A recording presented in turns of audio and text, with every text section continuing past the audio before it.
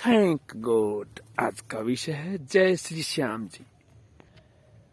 जी साथियों, उस प्रभु, उस भगवान, उस अल्लाह, उस वाहेगुरु, उस नानक का धन्यवाद।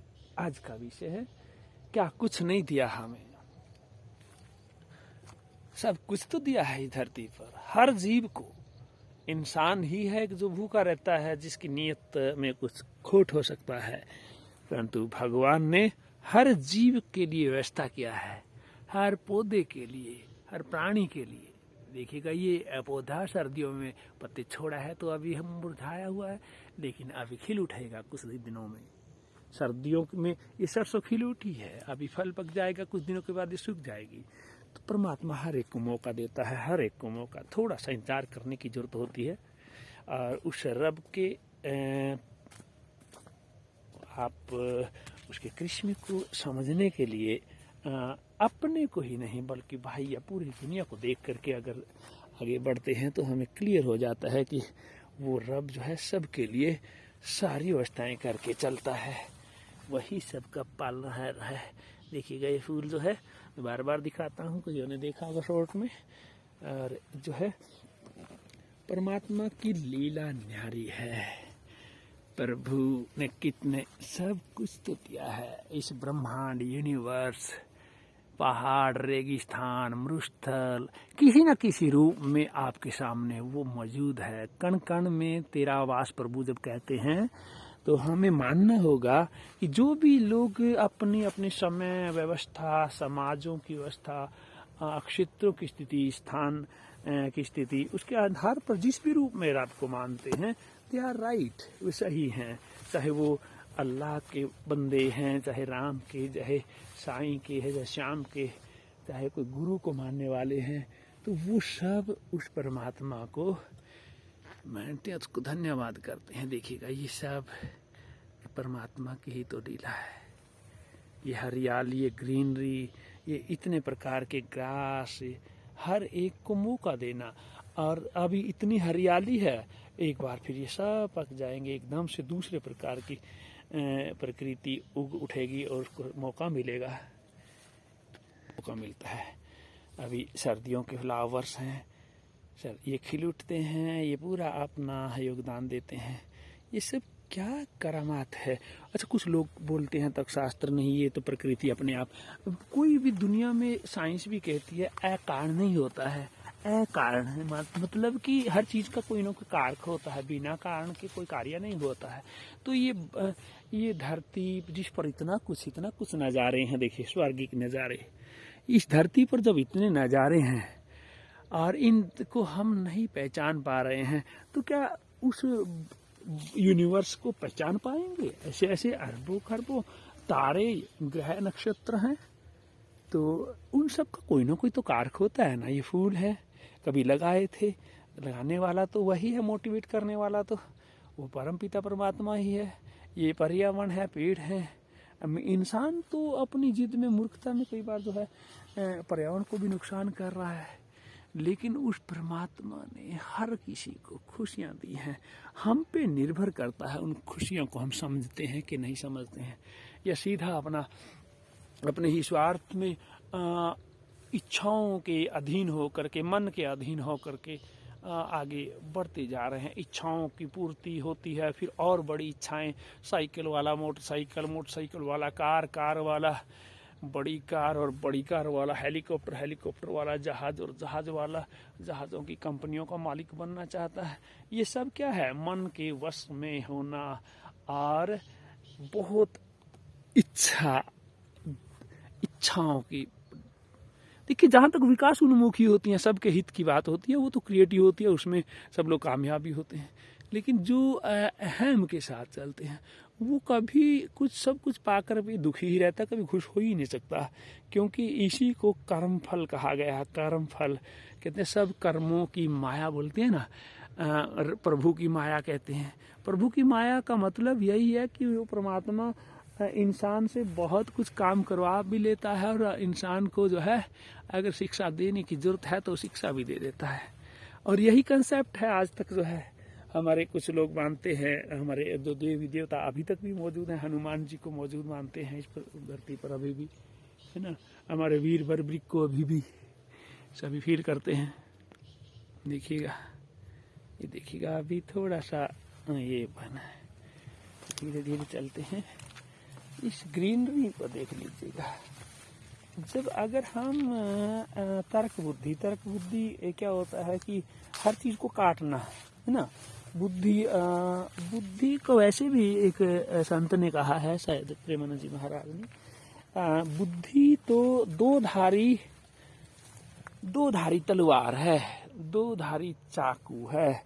और जैसे लोगों की जो रिश्तों की फटी हुई चादर है ना, लोग उसको बुद्धि की तलवार से, बुद्धि के चाकू से उसकी सिलाई करते हैं। जैसे कोई फटा हुआ कपड़ा सुई से सिलाई होती है ना, तलवार से थोड़ी ना सिलाई होती है।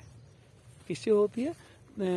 सुई से सिलाई होती है, तलवार से नहीं होती है। तलवार से तो चादर और भी फट जाएगी। इसलिए जो किसी चीज को बना है, फील्ड है, वो उसी के बारे में जानता है। एक साइंटिस्ट है, वो तर्क के साथ अपने फील्ड, अपने विषय के बारे में जानता है। एक प्रकृतिवादी है, वो प्रकृति के रहस्यों को जानता है। एक भौतिकवादी है, भौतिक करामात को समझता है, समझाता है। राजनीतिज्ञ है, वो राजनीति के दाव पेचों को जानता है, दाव पेचों में। तो जो इंसान जिस फील्ड का अध्ययन करता है उसी का ज्ञाता होता है, और वो परम पिता परमात्मा सब विषयों का ज्ञाता होता है। उन्हीं सब विषयों में अगर सर्वहितकारी तो होता है तो उसको खुशियां देता है, जो सर्वहितकारी नहीं होता है उसमें उसको कर्म के अनुसार दंड भी देता है। तो हम कहने को क्या है, परमात्मा ने हमें असीमित शक्तियां दी है, हम वी कैन डू एनीथिंग, हम सब कुछ कर सकते हैं, परंतु फल उसकी एक निश्चित व्यवस्था के मुताबिक मिलेगा। फल कैसे मिलेगा? उसकी निश्चित व्यवस्था के मुताबिक। आप लोग जो है अग्नि में हाथ डाल सकते हैं, लेकिन अग्नि का स्वभाव है जलाना, तो वो उसको हाथ को जला देगी। तो ये सब क्या है? उस परम पिता परमात्मा के प्राकृतिक नियम है। इंसान अल्पज्ञ है।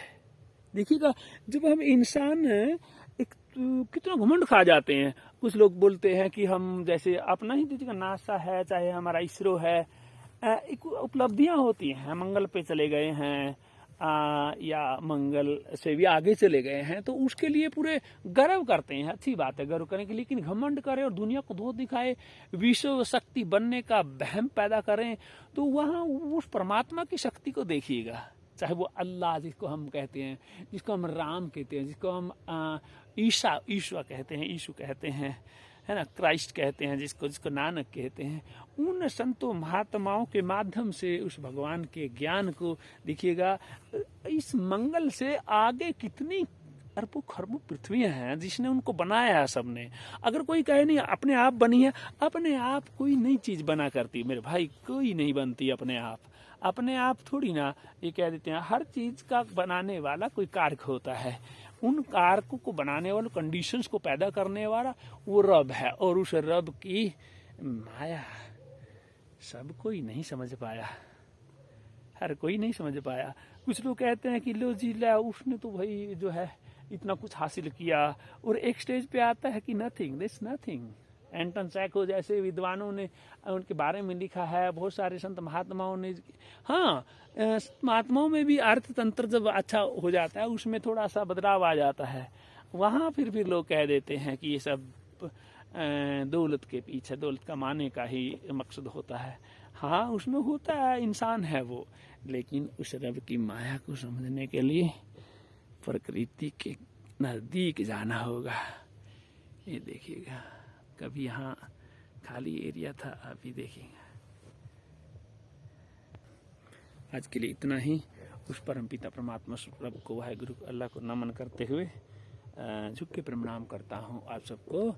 जय हिंद, सत श्री अकाल, वालेकुम सलाम। और जो अल्लाह के रूप में बांध देते हैं, यस, एक राजनीति चलती है इंसानों की राजनीति कहती है। एक रब के जब काफी अनुयायी हो जाते हैं, एक समूह हो जाता है, एक ग्रुप होना, फिर अपनी मर्जी थोपने लग जाता है समाज पे। वही धर्मांधता होती है, वही धर्मांधता होती है। चाहे उस धर्म के कारण देख लीजिएगा मध्य पश्चिमी एशिया का क्या हाल हुआ है। और इसी का से विद्वानों ने कहा धर्म एक अफीम है, ये इन्हीं कारणों से कहा गया।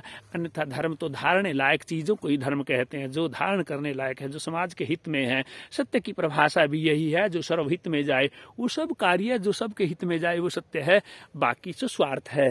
अगर कुछ ग्रुप के हिस्से में आता है कोई फायदा तो वो स्वार्थ है, सत्य नहीं है। सत्य सर्वहित में, सत्य प्रकृति का संरक्षण, पर्यावरण का संरक्षण, पृथ्वी के बचाना, वनों को, पहाड़ों को, ग्लेशियर्स को, समुद्रों को बचाना, मरुस्थलों को उपजाऊ बनाना, ये सत्य है।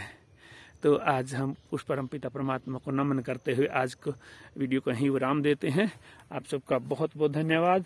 जो लोग लाइक करते हैं, कमेंट करते हैं, उन सबका बहुत बहुत धन्यवाद। जय श्री श्याम, हारे के सहारे की जय, श्याम प्यारे की जय। अपने श्याम बाबा से इजाज़त के साथ जय श्री श्याम। हारे का सहारा बाबा श्याम हमारा। ये सब शक्तियां हैं। जिन्होंने इस फील्ड का अध्ययन किया उन्हीं को पता है, जिनका अध्ययन ही नहीं किया, जिसने इकोनॉमिक्स का अध्ययन किया है वो राजनीति क्या जाने, और जिसने राजनीति का अध्ययन किया है उसको अर्थशास्त्र का क्या पता, जिसने अर्थशास्त्र, जिसने विज्ञान का स्टडी किया है उसको धर्म का क्या पता, जिसको धर्म का अध्ययन किया है उसको तर्कशास्त्र का क्या मालूम। तो इसलिए अपने फील्ड में काम करें, जहाँ भी हैं मस्त रहिएगा, सबका शुक्रिया अदा कीजिएगा। जय हिंद।